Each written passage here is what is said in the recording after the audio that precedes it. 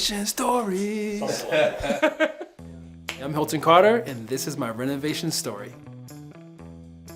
Hi, I'm Hilton Carter, plant stylist, artist, author, father and husband, located in Baltimore, Maryland. Do I have a fascination with plants? I'm not sure. Does it seem like I do? I'm more, I would say, in love with the idea of being surrounded by nature. My whole thing is to make sure I bring in plants that not only bring life to a space, but connect with the individuals who live in that space. My wife and I were looking to have a family, so we wanted something that we would plant roots, if you will, and develop our family in this space for decades to come. We wanted to stay in the city, but we wanted it also to be lush. I grew up half of my childhood in the city, a lot of concrete, a lot of asphalt, not a lot of greenery. When my mom moved us out to the county, where there was a lot more grass, a lot more areas to run around and discover nature, I wanted my kid to have that ability to just go out into the world and see nature, but still be in the city. Our agent had decided to plug in a few homes for us to look at. This one kept coming up. It was on the market for months, during a time where everyone was scooping up and grabbing whatever they could possibly grab at that time. Instantly, I was like, why isn't the outside, the exterior, the front of this house, the first photo that they put on this site? Because I was taken away. The silhouette of this house is so beautiful that I love it already. It was fine to instantly move into, but what I saw was the bones and the potential. Our home was built in 1905, and immediately we had to make sure that we changed to electric. It was knob and tube wiring, and that is just not safe. So we knew we needed to replace that wiring, so we have a lot of walls coming down. The biggest room in the house that would need the most attention was the sunroom. It just didn't have what I needed, which was a lot of light. The ability to have a lot of light come in from that southern side of the house and a lot of light come in from the eastern side. There were small fixed windows. You couldn't open these windows. There was carpet on the floor, right? The sunroom is, I want to be held, caressed by as much greenery as possible. So this is the sunroom. There was a lot to do here. Not only did we have to open up the space, bigger doors, more windows, but we also had to remove the floor. We had to strip away parts of the ceiling. The thing that I needed to make sure happened in this space was that everything connected to nature. So let's start with one, the slatted ceilings. Now, this slatted ceiling, red oak, you'll see these slats tie in not only from the sunroom, they'll make their way into the kitchen, then they'll work their way into the powder room as well. Now, from the ceiling to the flooring, let's talk about that. I wanted to have a tile because, of course, this room would have the most amount of plants. Now, I also wanted to make sure that those tiles, those colors, tied in again with the natural elements, the other colors, the other, I would say, patterns that we're gonna mix in throughout the home. So you'll see a mixture of terracotta, concrete grays, slate colors mixed in, some taupes. This is what I like to call bright, indirect light, and having that ability to bring in greenery is going to be based on how much light, how much exposure you have coming into a room. And so I took full advantage of just having a full wall of mounted plants in this space. And over here, I decided to do not just plants in dirt, but propagations, cuttings that are in vessels in water that will develop and grow roots. This exact same size door frame was here. There was a door frame, the exact same size here with two French doors that opened up, and if you open them up, they would open up into this space, which was the dining room. Now, you can see if there was just two doors here, how closed off it might feel. But now, because there's such a nice flow, you're able to just be in the kitchen. You can serve stuff here, and you can make your way back into the sunroom. It becomes a full space. And even if you're further back, even into the dining room, you can still see the presence of the sunroom. The one thing that I told my wife when we moved into this house and we were gonna do these renovations was that regardless of where we stood on the first floor, I wanted to make sure that wherever you were standing, 180 degrees from this point all the way to this point that you could look and see out of 3 windows that kind of made it feel like you were almost in a terrarium. Now we are in the kitchen. This used to be the dining room. Why would they waste a southern exposure for a room that you're barely in? You're always in the kitchen. Whenever you have a party, your guests congregate to the kitchen. They fill it up. The kitchen was in the north side of the house, very small, not much room to entertain. And my wife is big on having people over, cooking. Knowing that we were going to swap the kitchen and the dining room was going to be a big part of our renovation. You're moving plumbing, you're moving gas lines, you're moving vents. The kitchen was there, all the way over there. So of course, a lot of things had to be moved. One thing you're gonna notice off the top, as soon as you walk into the house, would be the slatted hood. You saw the slatted ceiling in the sunroom. Now we're bringing that here, that attention here. Not only was that a big focus in here, concrete, more porous material, same types of materials that I would pot plants in, the same types of material that I grew up around. I wanted to bring that sort of element into my home. I love the texture, the tooth, as they say, the tooth of this material. Other things that really are happening because we moved our kitchen here is that we're able to have, again, more plants, vine plants. Another aspect that I love about this kitchen was building out these fronts, these cabinet fronts. This is the tie-in to that Scandinavian look that I was such a big fan of. To save us on money, yes, we did have all of the fronts custom made, but inside, it's just IKEA boxes. There was a point where we had all this shelving out here, and we had no idea what would go into this open space. Luckily, I have a wife that loves wine. She said, well, there's no reason to have an opening here. Let's put in a wine fridge. Here, we need storage to put away all of our glassware, plates, snacks. I love coffee. Needed to have a space to put all of my coffee and then hide it. In the dining room, there's not a lot of available space to just have a bunch of plants. Outside of all of our windows, there's so much greenery that still provides that sort of connection with nature while sitting in a room that maybe doesn't have as many plants as another room. And we figured that it would be a space that our kids, once they would come home from school, they could hang out there, do their homework. Before, it'd be closed off. Now it's opened up because we took down that wall, and I can walk you right into where we entertain guests and sit down with our family and have holiday meals.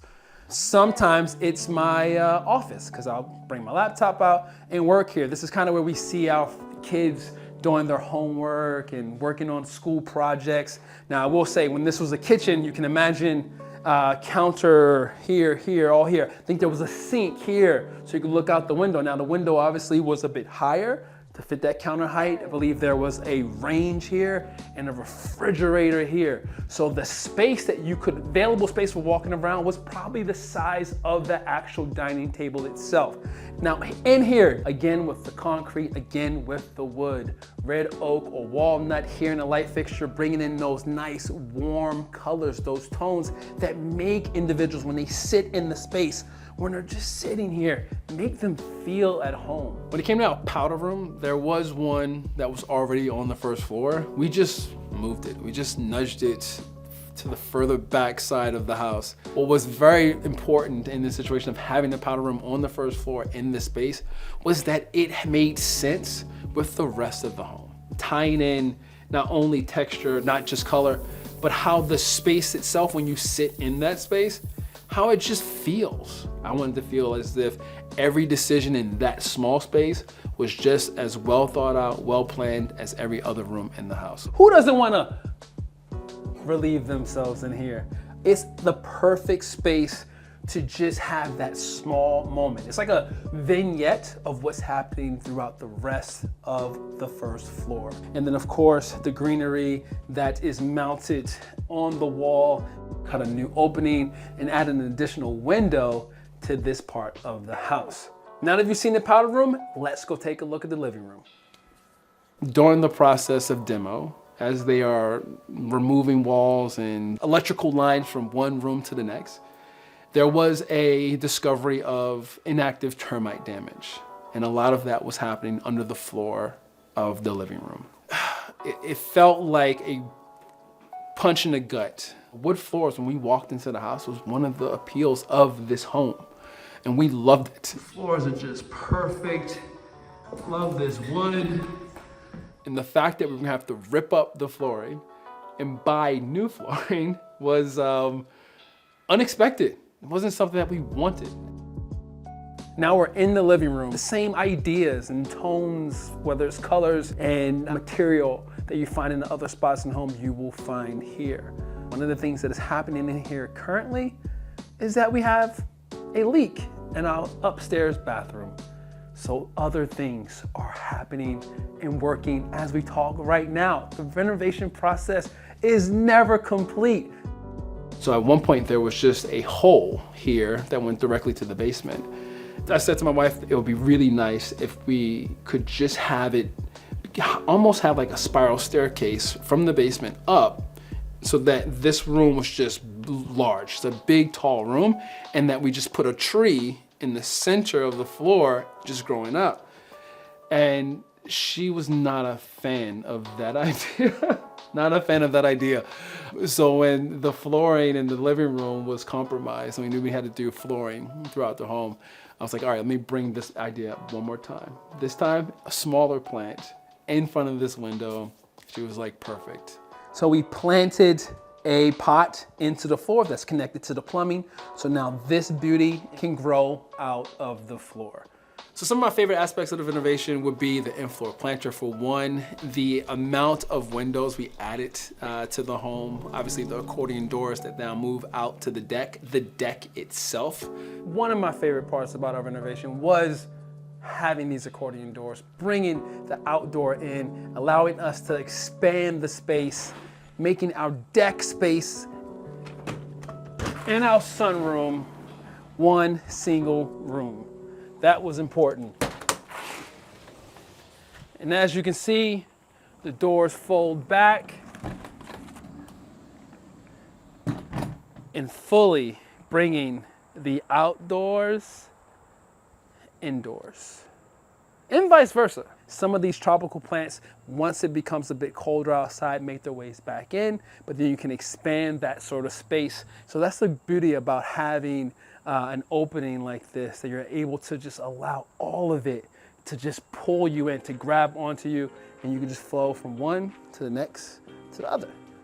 It was also necessary to have a garden. Having a kid kind of guided us in what our garden would look like, having a little sensory spot where my daughter could touch and smell and really see blooms develop. So we have this little bubbling boulder, which my daughter calls the water rock. It brings a lot of birds to my yard, but it's pretty interesting to see how much more enjoyment she is getting from having all of these really cool features in our garden. When people come into the home, I want them to feel like they're at home. I want them to feel caressed by every single part of the space. I want them to feel as if nothing's too delicate for them to explore or to touch. I want them to feel as if what is mine is theirs, and that it isn't a museum. It's great to be on this side of a renovation. It's a beautiful thing to be living in the space that you spent so much time designing and waiting for. But I will say it's even a better thing when your idea of what would be great for you and your family to live in surpass your expectations of what it can be at the end.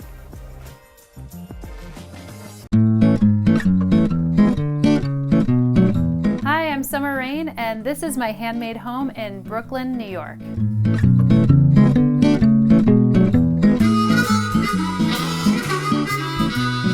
My name is Summer Rayne Oaks, and I live with my pet chicken, Kippy. And I am the creator of Homestead Brooklyn, which is a blog and a YouTube series to really connect people back to nature, particularly people living in the city. I think I have a little over 750 plants. The last time I checked, and I have to like update my spreadsheet because I'm nerdy like that, it's probably a little over 400 different species or cultivars or varieties of plants. And this has been kind of like years in the making. I've lived here actually for 14 years, so the space was pretty barren when I moved in, and I think now it really feels like a home to me. One of the first things that I wanted to do to kind of warm up the space, I ended up getting a Ficus lyrata, which is a fiddle leaf fig. It was about, maybe 3 or 4 feet tall when I brought it in, and it just completely transformed the space. Kippy, oh, you're so tall. You're so tall. You want to get down? Soft landing on the cushions. This is my first plant. This is my fiddle leaf fig. I actually cut it back by about 2/3. I've had it for probably now my 10th year, going into my 10th year, so it is a beast, and it holds a special place in my heart because it's the first plant that I got. And that's part of the thing that I like about this place, is that the plants have really made this their home as much as I have. So it's nice to be able to find these little pockets for these particular plants. This is more of a cacti and succulent corner. So the bedroom actually used to be my office space. My goal for that space had always been to create a vertical garden on that wall. Kippy, do you want to be in this? Want to come up here? Oh. Hold on. She's gonna poop. It goes straight into the compost, if you're wondering.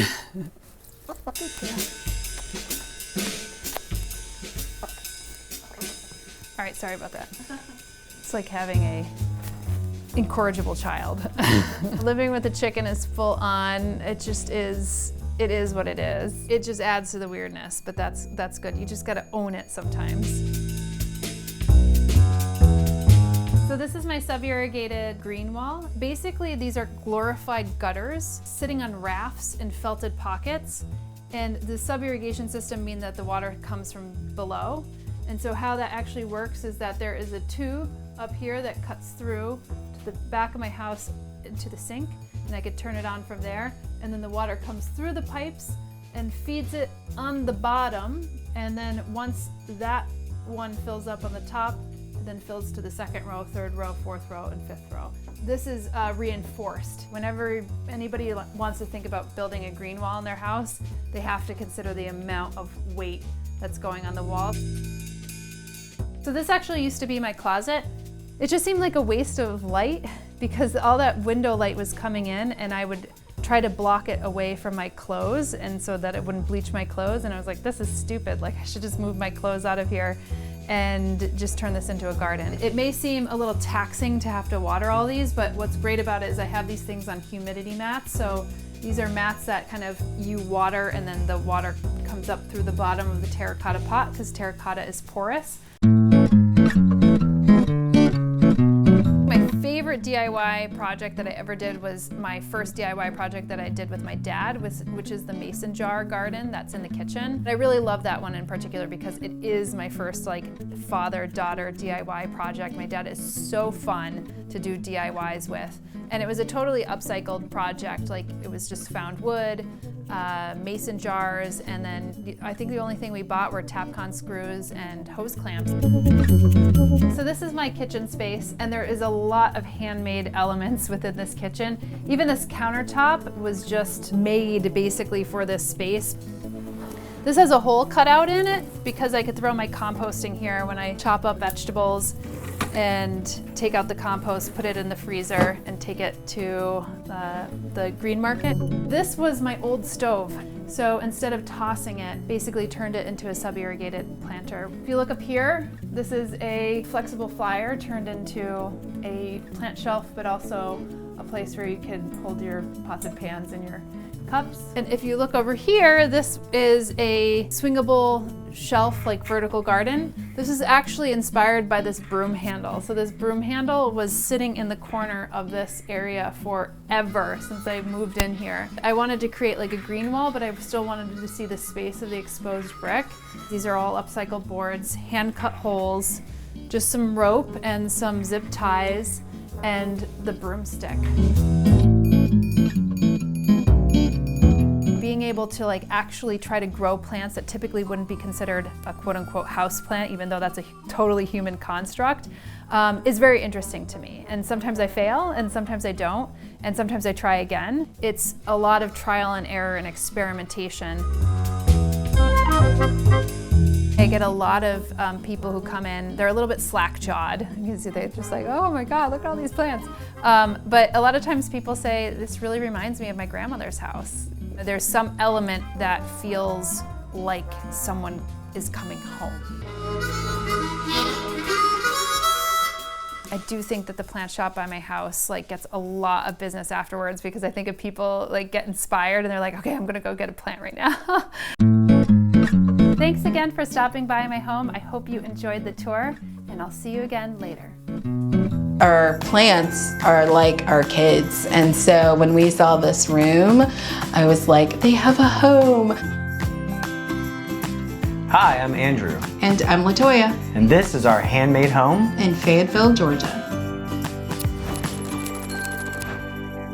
So if I had to describe our house in 3 words, I would probably use the words light, eclectic, and ours.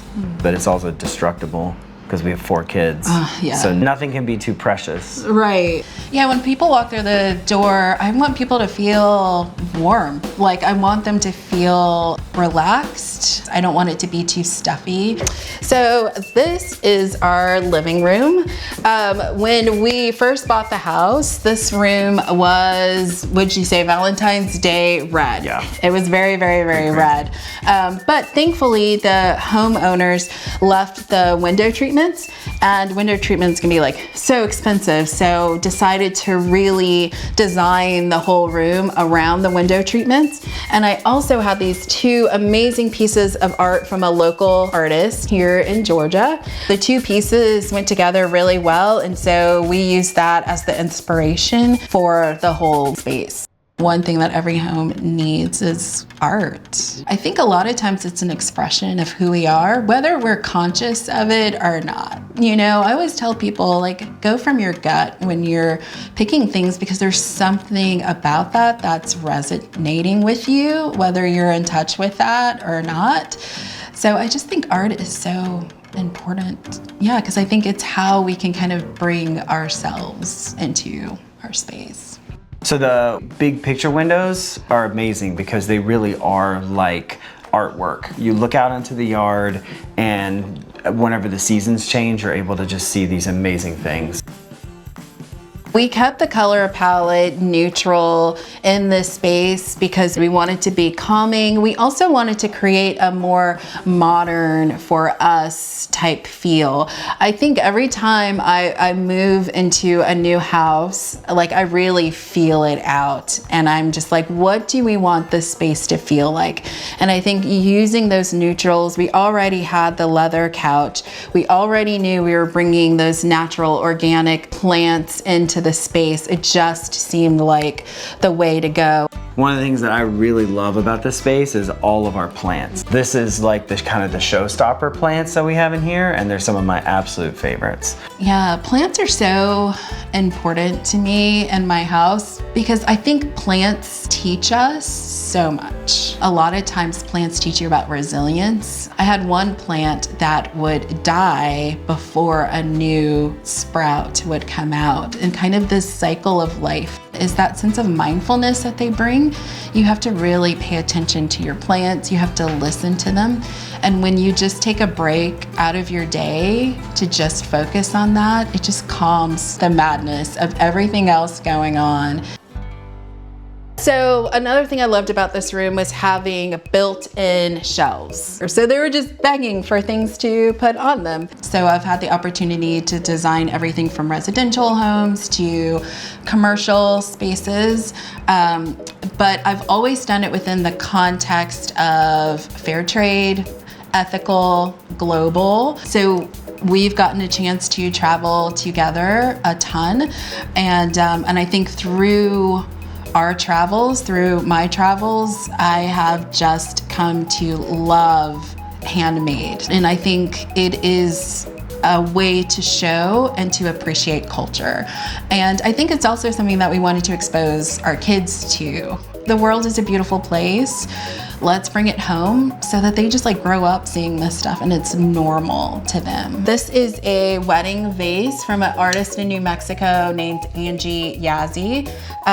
It's just so beautiful and it's shiny and it has this wonderful texture to it. So it's made out of micas clay, which you can only find in New Mexico. So Angie literally goes and mines her own clay, brings it home and builds each piece by hand. We actually got the opportunity to go to her house and to see her build some of these pieces. And then we got to be a part of a very sacred ceremony, which is when they fire the pieces. The meaning of it is supposed to be, because it has the two spouts, is it's supposed to have wine in the middle, and then it's supposed to be like the bride and the groom drink from each side of it. Yeah. One of the most important things whenever I'm traveling, if I'm going to bring a piece home, is that I really want to make a connection with the artist. So whenever I look at the piece and it's in our home, I want to be able to see the face or the hands of the person that was working on it. We really seek out the artists and meet them either in their workshop or at their home. When you hold something that's been handmade, you feel less alone because you remember your connection to that person and to that piece. This is another piece that we love. And what's cool about this piece is they actually mix the clay by hand and then they put faces that represent their Zapotec heritage. So we're looking for those things that just like normal tourists probably can't just buy. I really believe in just designing from your gut and from your intuition. Are there rules? You know, perhaps, but I really believe that like bringing pieces into your home that you connect with, like in your soul and in your gut, I think is the most important. All right, so this is our library. So this is actually the first room that we put together when we moved into the house. We just love it. It's so warm and cozy. I also think it's a great example of putting good design with the functionality of having a family. So we use this table as like our game table and we make everything nice and kid height. So we've got puzzles and games. But another thing is that we try to be really intentional about our design. So you're also gonna see a lot of cool pieces that represent African Americans as a part of history. Being someone who shops vintage and does a lot of thrifting, I just very rarely find art and photos that reflect that. So we've worked really, really hard to make sure that we reflect that in our home. So this piece is actually my grandfather, which I love and think it's really special. So one of the things that really matters for us, for our kids, we have a very diverse household, is that representation really matters. So for them, seeing images of people that look like them is super important. So whenever I saw this piece, I just like, I loved it. And then I love this piece, which is her father. He was a Vietnam War veteran. But as you can see, here's our very messy games, but that's a huge part of our design philosophy, is this idea that you can have layers, that you can create a space that doesn't have to be so tidy and perfect and symmetrical. It's like a snapshot of our life in one room. It makes me smile every time I walk by. So the room behind me is my office, kind of mom cave. So it continues to celebrate my love for plants, of course. And then it also just has little pieces in it that make me really happy. So I've got some great antique pieces that I've collected from Guatemala, more plants, and I also, my little secret is I love collecting Funko Pops. So I've got little Funko Pop collection, and again, it just makes me happy. And then when I get time, I also love to paint. And so this space affords me the ability to be able to do that. So this is the plant room. I guess if you wanted to get fancy, the arborarium. Arborarium. But, just doesn't roll off the tongue. Yeah, but this is one of your favorite spaces in the entire. Yes. Our plants are like our kids. And so when we saw this room, I was like, they have a home. I would say that we have probably about 100 plants. So it's a lot to take care of. Like watering day is like a whole situation. The fact that we can sit out here year round, enjoy the sun, enjoy our plants. You know, it also functions well for our family as sort of a mud room. It's just such a beautiful, just peaceful place to come and get away from the noise and the house and all the kids and just come and take care of our plants. My favorite space in the house is our bedroom because it's calm, and at the end of the day, with 4 kids and 2 businesses, you need to sleep. And so I love the fact that our bedroom is a calm space. LaToya had to really talk me in the very first time we did a black room. She had to talk me into it. One of my favorite paint colors in general is black. Black is just so warm and cozy and romantic. And obviously that's what you want in the bedroom. No, right. But no, I think it's just dreamy. And I think a lot of other colors pop off of black as well. It doesn't feel like a dark room. I think that's one of the things that, like, I wasn't a believer when you first started telling me about black. Right. I wasn't a believer, but then now I am, because you see that it doesn't actually take away from the space. It's super bright, it's super beautiful, but it also is not unapproachable. Like, I feel like sometimes I'll see bedrooms and you're just like, wow, do I have to take 170 pillows off the bed before I go to sleep? And like, our bedroom, it feels utilitarian, but also beautiful. We filled the room with some of our favorite artwork. So we've got Honest Abe here watching over us. So this is a local artist, just a gentleman named Christopher. But every so often he paints. And so what he does is he paints over pictures that he finds. And so he just reuses the canvas and the frame and just creates these really whimsical paintings that I just personally have fallen in love with. So this is my grandfather's self-portrait. I think he was 19 years old whenever he painted this. His name was Leonardo, and he was born in Italy and came here. And him and I share a lot of a temperament, and I think that I get my inspiration for like the artist that I am because of the fact that he came before me.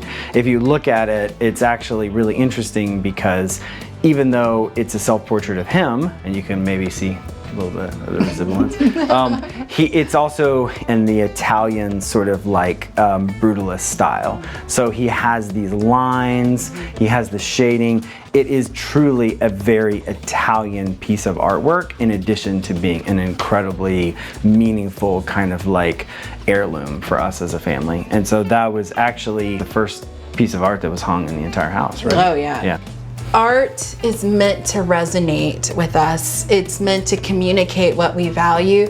I think it's also meant to give to us what we need. So we've got this piece by another local artist named Kristen Ramsey, and we've got a couple of her pieces in the house. And what I love about Kristen's art is it always just has this positive message. You know, listen to your heart. In the stillness, there is infinite wisdom. And I just think that's just so beautiful. And who doesn't want to be reminded of that, like, every day? We don't ever want to be pigeonholed in our design.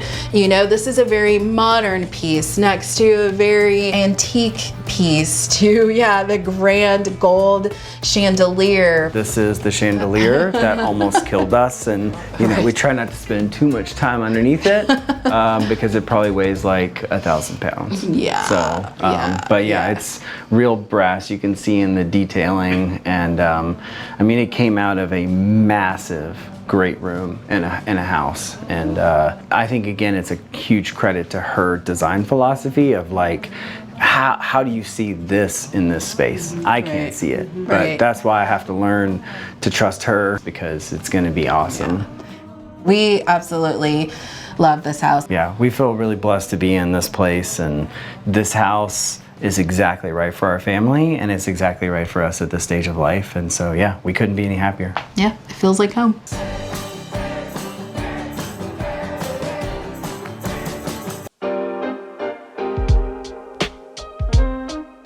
Well, hello, darling. I'm Christopher, aka Plant Queen, and this is my handmade home in Brooklyn, darling.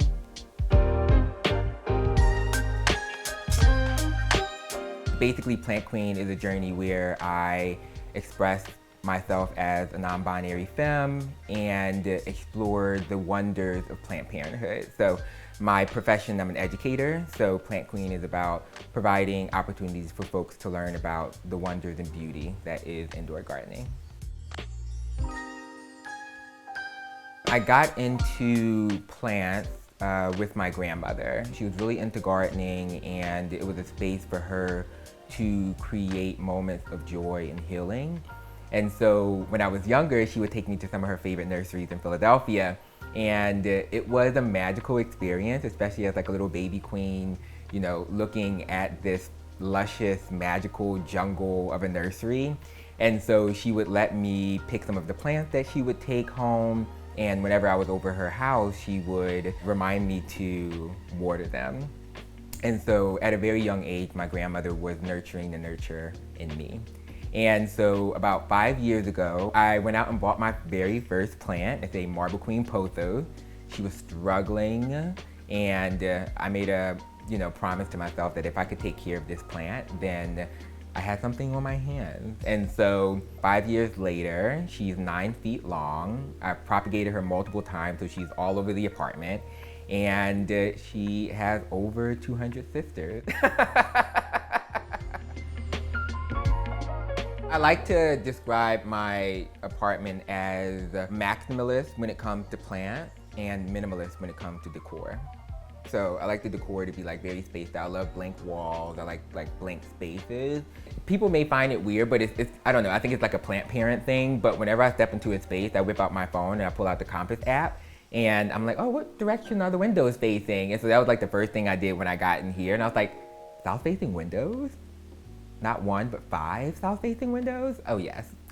I was like, let's go. Deposit already in, application sent. Am I approved? Let's go. One of the first things that I did when I got the keys was that I came here, I cleaned the space, I cleansed the space, and I ordered food, and I sat on the floor, and I watched the sun move throughout the space. It was so peaceful, so calming. I had a little playlist playing. I was like in a very zen mood. And as the sun moved throughout the space throughout the day, I marked those particular spots. And I was like, oh, this would be good for this particular plant. The sun is here for this amount of time. And so that was like the very first thing that I did. I just wanted to get a better grasp of the environment that I was bringing my plants into. All right, darlings, so we are currently in my little plant nook, and I have about 90 green girls in this particular space. And the very first thing that I did when I got this apartment was install the shelves. If you know anything about moving into spaces in Brooklyn, going vertical is the way to go because we just don't have a lot of floor space. So 9 times out of 10, giving your plant too much sunlight will cause sunburn. And so because I get direct light, I have sheer curtains on the curtain rod to kind of filter out some of that light so the plants aren't getting that harsh sun rays, but are getting filtered bright light. So that's always the way to go, especially if you have south-facing windows. And so, one of my prized possessions is Miss Monstera Deliciosa, this queen right here. She's a bit of a diva and she's taking up a lot of space, but she's absolutely beautiful. And I actually started this queen, it started with this one little leaf right here. So I bought this queen in downtown Manhattan in Chinatown, and she was sitting in a vase and they were rooting her in water. And I was like, let me see if I can get this queen to grow. And so I brought the queen home. She struggled for a bit. I didn't know if she was gonna make it. And I just allowed her roots to mature in the water. And I think it's been almost 4 years now. And she's grown into this amazing vine. So Miss Monstera Deliciosa is native to the tropical rainforest of Central America. And if you notice, she has these beautiful roots that are growing. And so these are aerial roots. And we have to remember that the green girls that we bring into our spaces are just small little miniature versions of their majestic selves in the wild. And so this queen is actually a vine, a very, very large vine. And you can kind of get that feel as you're looking at this particular queen. And so if she was in the wild, she would be growing up a surface, whether that's a tree trunk or a wall, and these roots would be anchored into that surface. She's not doing that right now because I don't have the space just yet, but I will be applying a moss pole to this queen sometime soon so that it mimics the natural environment and habitat that she would grow in the wild. I use that space as an opportunity to just lose myself in my little indoor jungle. And so sometimes when I'm having like a very stressful day or I just need to take a break from technology, we all need a break from technology at this point, I'll literally just go in there, no technology, close the door, and kind of just either engage in like some pruning, may identify some vines that I want to propagate. And so using mindful gardening as a opportunity to engage in meditation, right? Because meditation could look so many different ways. It doesn't have to be you just sitting there with your legs crossed. It could be like whatever you need to do in order to be fully present in your body. And gardening sometimes allows me to do that.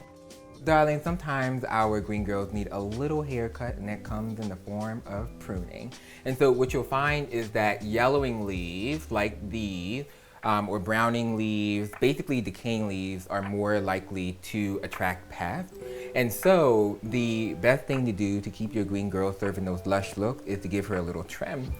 Okay, girl, so we are now in my little corner of my living room, and this is basically where I get a lot of my work done. This is my little makeshift office space. I have some random little instruments. I believe the saxophone is such a sexy and beautiful instrument. I do not know how to play it, but I appreciate it from afar. I put it on my playlist, little saxophone instrumental moment. We have some snake plants here. We have this snake plant, and then we also have this one over here. This snake plant is one of my favorite plants because they're so easy to care for. They're adaptable when it comes to different lighting situations, and they're wonderful air purifiers. And so always gotta have a little bit of the snake plant in the area. And so these are, some of the green girls that keep me company when I'm working. And I tend to have a plant buddy of the day where I'll, place that plant on my desk and kind of just use it as an opportunity to inspect the leaves and escape the screens. And so it's a little practice that I do to help me stay grounded and rooted.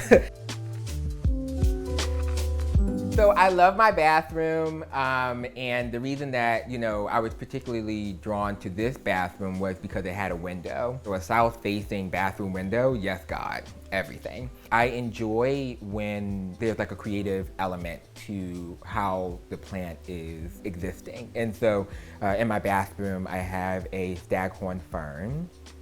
And I have a complicated relationship with ferns, and I feel like a lot of plant parents do. People say that they're picky. I don't think they're picky. I think they just know what they enjoy. And they're like, girl, if you're not giving it to me, I'm not gonna thrive, right? And so, ferns really, really enjoy moisture, humidity. If you give them too much sun, their leaves will burn. So they're delicate queens, but if you give them what they need, they grow so beautifully. And so the staghorn fern is a much hardier fern, more resilient. And so I have a staghorn fern in my bathroom that's growing out of a coconut shell. And I have had that plant for about 4 years now. And she's had her ups and downs, but I think I found like the perfect spot for her in the bathroom where she gets filtered bright light and she gets a lot of humidity and moisture. And so she's just been thriving. I also have a staghorn fern in my bedroom that's mounted on wood. And so it's literally like a piece of living art, which I'm just like, yes, if I can incorporate that to my space, lovely. All plants are works of art. She's gorgeous, she's sturdy, she's resilient, and one of my favorite green girls in my bedroom. Well, honey, welcome to the bedroom. This was one of the last spaces that I greened up, and I wanted to do so intentionally and really piece it together and not rush the process. And so some of my favorite aspects of the bedroom has to be this green girl right here. She is the Monstera albo variegata. She has these beautiful little white variegation on her leaves, and she's a hot ticket right now because she grows very slowly. And that has to do partly because of her anatomy and that some of her leaves lack chlorophyll. So she's just a little slower when it comes to growing, which also means that growers in nurseries have to wait some time for them to grow and mature. So she's a hot ticket. I actually got her for $50 back in the day, about maybe 3-4 years ago. You could not find her for that price, but she's mine. I love her and she's adorable. I really enjoy gold trimmings. I don't know why, but I really do. And so I have these cute little gold shelves. I have the books on the floor and I have the plants on the shelves. This shelf right here actually was a mistake. As I was putting the shelves on the wall, the second one slid down to like this slanted position. And I was like, oh, this actually looks pretty cute and different. And so I kind of kept it that way. And then on the other side of my bedroom, I have a little collection of cacti. When I first began my journey, I stayed away from cacti. I was like, oh, they're rough, I don't know if I want to get into them. And then the more and more I study cacti, I realized how delicate, intricate, and really beautiful they are. And so these are a variety of different cacti. You have the spiral cactus right there. You have the prickly pear cactus right here. And these queens are, green girls that are really resilient and actually don't really need a lot of care. They just need a good amount of sunlight, and that you make sure you check the moisture of their soil because you want to make sure that they dry out completely. I think of my plants as like my girlfriend. They are beings that allow an opportunity for introspection, for self-care, for reflection. And I think it's always good to have a good group of girlfriends to remind you to care for yourself. And I feel like that's what my plants really do for me. And so, when I'm watering my plants, I'm like, am I drinking enough water? If I'm like figuring out, are they getting enough sunlight? Did I let sunlight touch my body today, right?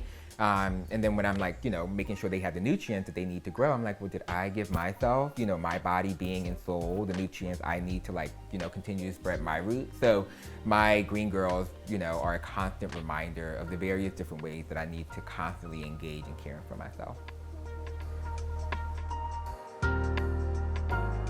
Well, darling, thanks for stopping by my little lush indoor jungle. I'll see you next time, honey. Hi, my name is Corey, and welcome to my handmade home in Brooklyn, New York.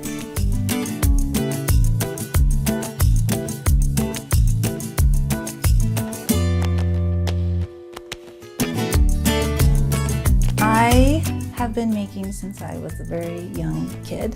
Currently, it's paper plants, which you'll see around the house, paper mache objects for the home like vases and lamps and trays.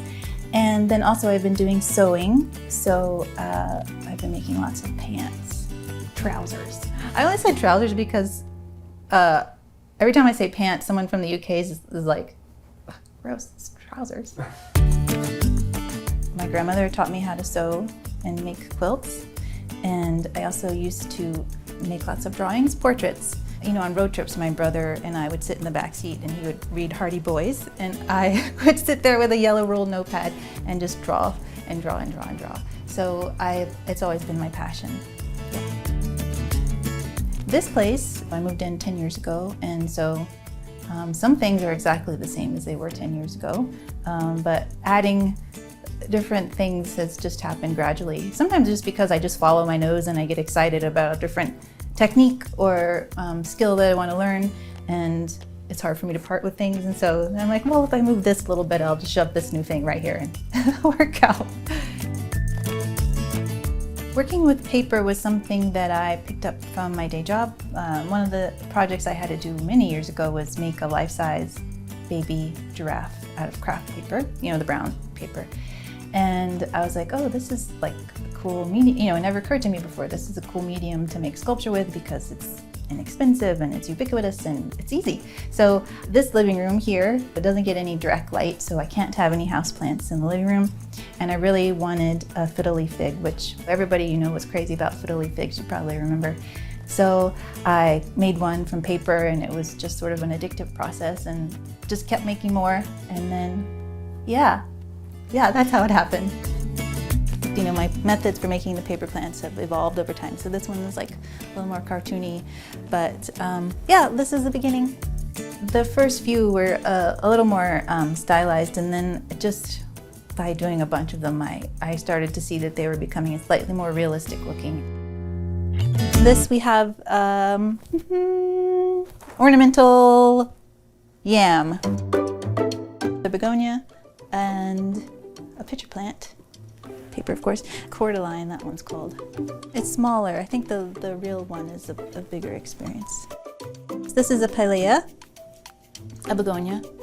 I love begonias. You'll see lots of begonias in the apartment. This is a Shiraz maple, which changes color throughout the season and then has a moment when it is pink. I don't know if it's quite this hot pink, but with paper you get to take a little liberty, so I've captured it at that moment in time, so that's kind of fun. Mother Nature's just like always giving us inspiration, so I think I'll probably never run out of things to make with the paper plants, especially begonias. I really like begonias. We have a medium, paper oxalis, and a cloche. That is just an IKEA cloche, but I painted the base. Oh, here's my book. Handmade houseplants. Came out 2018, but it's available wherever books are sold.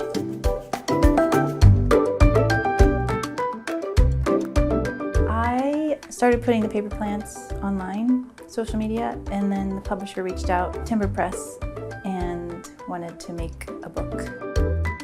I really enjoyed it. Really, you know, some of the plants before the process, you know, I had already made them, and then in the process of making the book, I had to invent new ones. And so from here, we're about 15 minutes to the Brooklyn Botanic Garden. So it's like one of my favorite haunts to go and find real inspiration in real life. Some things I made have been rare. Oh gosh, like back in the day, you couldn't find a pilea, which is what this one is. It was like kind of a precious, special thing. And so that was one of the early ones I started making from paper, just so I could have it. But now, you know, like 7 years later, they're literally at the corner store grocery. Out front, they have a little plant section and they have them. Times change. So one of the favorite paper plants that I've made is called Rex begonia vine. I just really love the pattern on the leaf, and so at some point I painted the vines on this table. That one is called an epimedium, I believe. Maybe that one is like Pink Lady something. That one, ooh, that one is a sweet potato vine. It does have a specific name. I forgot what it is. I remember the names, but I have made dozens of these plants. I don't always remember the exact name. It takes me a minute sometimes. And then it's a thing where I have read it, and then I'm like, I don't know how to pronounce it because I've only ever read it. But this one, not in this case. Now, this one is called a ornamental sweet potato vine. Based on the real thing. Paper, of course. The Rex begonia vine, you'll recognize from the table. And, oh, here we have sassafras. These two little things are sassafras. So this is a very simple one to make. It's in the book, so like for a beginner project, it's pretty easy, but I happen to like this plant because the roots make root beer. This is actually an invasive, which is kind of a good reason for it to be made from paper. It's called porcelain berry vine. Look, I didn't even trip over it that time I said the name.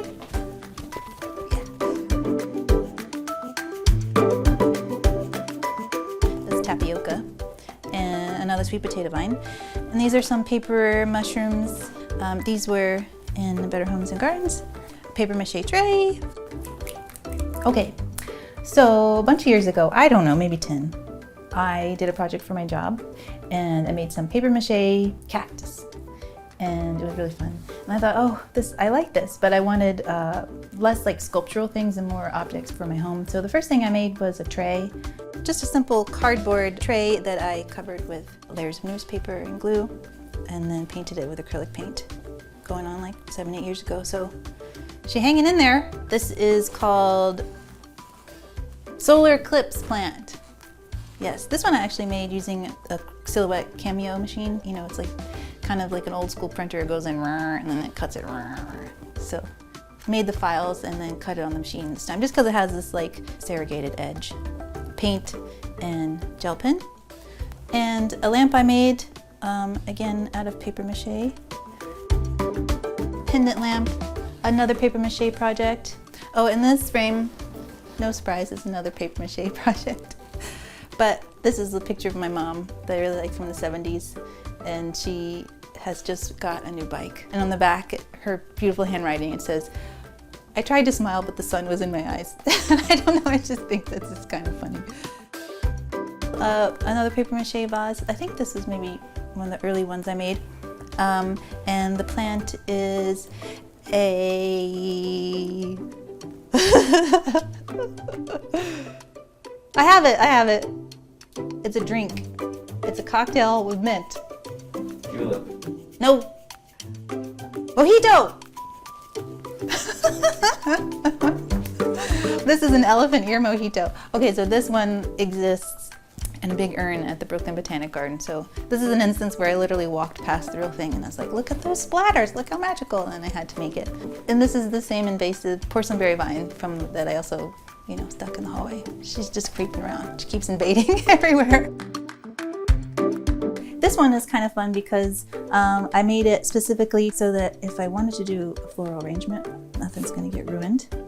So that works out well. Actually, this one is the same, made to have just a 3-inch cylinder inside. So, flowers. I just think it's fun because you just take trash, cut it up, cover it with paper mache, paint it. New thing. Okay, so there's an entire set, I think there's 5 of them, but prints by the artist Martin Mazzora. I'm such a fan of American music, of all types, from Old Dirty Bastard to Loretta Lynn, really all types of American music. So I fell in love with these because I love that era of country music. Probably my proudest thing, and it's just because it's sentimental and it's also not just the object, but the process of making that is when Ryan and I first started dating, we decided to make cigar box guitars together, like 3rd date through 6th date kind of thing. So he's a lefty, so this is his, and this is mine. They still work. I probably like my studio table the best. There's nothing fancy about it, but that's where I sit and do my work and have ideas. So, of course, with the paper plant making, I use tons of floral wire, corsage tape or floral tape, markers and pens and gel pens and color pencils, fun stuff. My bulletin board, which is just like always changing, and I just randomly pin stuff up there. There's my little crush corner over there. We got Johnny Cash and Hank Williams and Donald Glover and Memphis Minnie. Oh, this one is kind of fun. It has a funny name. It's called Sweet Caroline Bewitched After Midnight. That whole thing. Yeah. It's a sweet potato vine. There's so many. And it's kind of cool to make them out of paper because they typically only last in the summer. That's the one everybody puts in their planter boxes on the windowsill. Sweet potato vine. So some years ago I left New York and I went to work on an organic farm in California. I spent the season there, and there was a dog called Rex, best dog. So at some point I made a little paper puppet of him, and I wrote a little song about him. I'm gonna show you Rex, because he's very cute. There is an old dog, he's our favorite mutt, but he tears through the garbage and he follows our truck. He's a filthy old dog and he likes to run, but if you go on after him, he's doggone it gone. I just did it anyway, even though I knew it was going to be embarrassing, I just did it anyway. Yeah, so like I mentioned before, my grandmother taught me how to sew when I was pretty young, and so I've always been sewing. And then over 2020 stay-at-home times, I really just buckled down and designed pants that fit me, which so many people know that buying pants, especially off the rack, is like sometimes terrible. There's always fit issues, so I came up with the Anjou pants and put them on the internet, and people like them. So now there's a pattern, a sewing pattern for people to make. Palm pants, polka dots. Can't go wrong with polka dots. This one has a side zip, but these are my Frida Kahlo pants. Obviously, gotta love Frida. I enjoy figuring things out, whether it's pants or plant or whatever. I really enjoy the process. And once I've gone through that, I also find it enjoyable to back up and then figure out a way to teach it to other people or just share. Yeah, so trousers. Hey, thanks for being here. See you later.